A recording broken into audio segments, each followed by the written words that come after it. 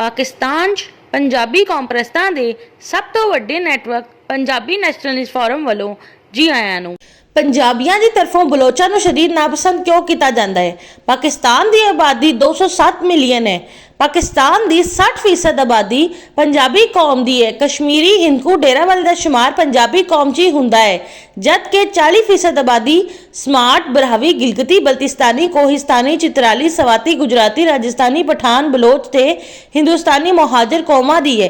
पाकिस्तान की तमाम 12 कौमां पाकिस्तान भर 'ਚ एक दूसरे के नाल मिल जुल के रहंदियां ने।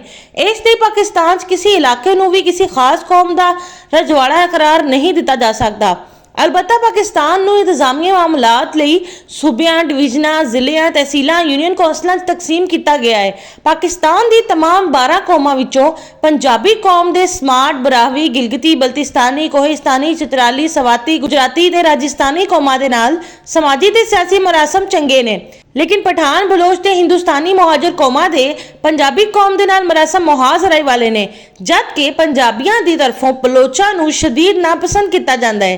पंजाबियों की तरफों बलोचां नूं शदीद नापसंद करन दी वजह यह है कि पाकिस्तान 3 जगह जनूबी पंजाब दी ही सिंध ते बलोचिस्तान दे बरावी इलाकिਆਂ 'ਚ बलोचां की तरफों पंजाबियों के नाल मुहाजराई की जा रही सी। इस नतीजा यह निकलिया कि हुण पंजाबियों की तरफों बलोचां नूं ना जनूबी पंजाब 'ਚ पसंद किया जाता है। जनूबी पंजाब, बहावलपुर, मुल्तान, डेरा गाजी खान डिवीजन की आबादी 34,743,576 है। जनूबी पंजाब पंजाबी कौम का इलाका है। जनूबी पंजाब 'ਚ डेरा वाली पंजाबी, मुल्तानी पंजाबी, रियासती पंजाबी, आबादगार पंजाबी, मुहाजिर पंजाबी अक्सरियत ने। हिंदुस्तानी मुहाजिरां की वड्डी तादाद मौजूद है, बल्कि थोड़ी तादाद 'ਚ पठान भी रहंदे ने। बलोचां ते अरबी निजादा ने जनूबी पंजाब 'ਚ कब्जा किया होया है, जबकि बलोचां की तरफों जनूबी पंजाब 'ਚ सराइकी साजिश की जा रही है। ना दीही सिंध पसंद किया जाता है। दीही सिंध की आबादी 31 मिलियन है। दीही सिंध स्मार्ट कौम का इलाका है। दीही सिंध स्मार्ट पंजाबी, बरावी, राजस्थानी, अरबी, निजाद, बलोच रहंदे ने। हिंदुस्तानी मुहाजिरां की भी वड्डी तादाद मौजूद है।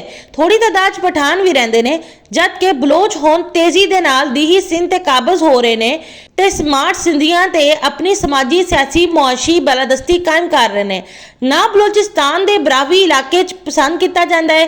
बलोचिस्तान के बरावी इलाके की आबादी 5 मिलियन है। बलोचिस्तान का बरावी इलाका बरावी कौम का इलाका है। बलोचिस्तान के बरावी इलाके 'ਚ बरावी पंजाबी, स्मार्ट, बलोच, मकरानी रहंदे ने, जबकि पठान ते हिंदुस्तानी मुहाजिरां की तादाद ना होने के बराबर है। लेकिन बलोच हुण तेजी दे नाल बलोचिस्तान के बहरावी इलाके 'ਚ काबज हो रहे हैं। बरावियां ते समाजी, सियासी, मुआशी बालादस्ती कायम कर रहे हैं। ना बलोचिस्तान के पश्तून इलाके 'ਚ पसंद किया जाता है।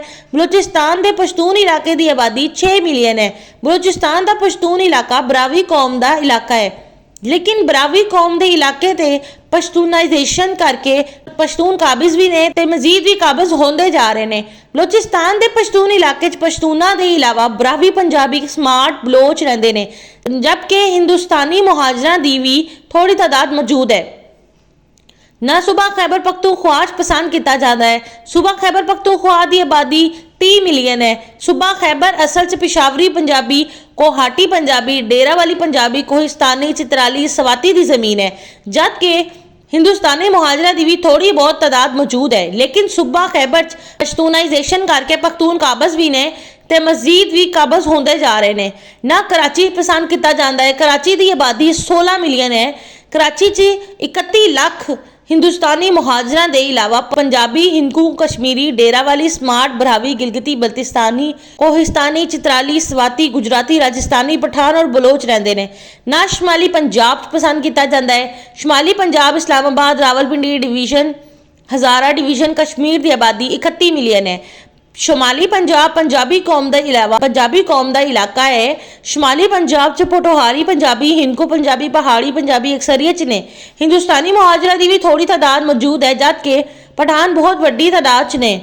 लेकिन बलोचां की आबादी शुमाली पंजाब 'ਚ बहुत घट है। ਨਾ ਵਸਤੀ ਪੰਜਾਬ 'ਚ ਪਸੰਦ ਕੀਤਾ ਜਾਂਦਾ ਹੈ। ਵਸਤੀ ਪੰਜਾਬ ਲਾਹੌਰ, ਗੁਜਰਾਂਵਾਲਾ, ਸਾਹੀਵਾਲ, ਫੈਸਲਾਬਾਦ, ਸਰਗੋਦਾ ਡਿਵੀਜ਼ਨ ਦੀ ਆਬਾਦੀ 67 ਮਿਲੀਅਨ ਹੈ। ਵਸਤੀ ਪੰਜਾਬ ਪੰਜਾਬੀ ਕੌਮ ਦਾ ਇਲਾਕਾ ਹੈ। ਵਸਤੀ ਪੰਜਾਬ 'ਚ ਮੁਕੰਮਲ ਤੌਰ ਤੇ ਪੰਜਾਬੀਆਂ ਦੀ ਆਬਾਦੀ ਹੈ, ਜਦ ਕਿ ਹਿੰਦੁਸਤਾਨੀ ਮੁਹਾਜਰਾਂ ਦੀ ਕਰਾਚੀ ਦੇ ਬਾਅਦ ਸਭ ਤੋਂ ਜ਼ਿਆਦਾ ਆਬਾਦੀ ਵਸਤੀ ਪੰਜਾਬ 'ਚ ਮੌਜੂਦ ਹੈ।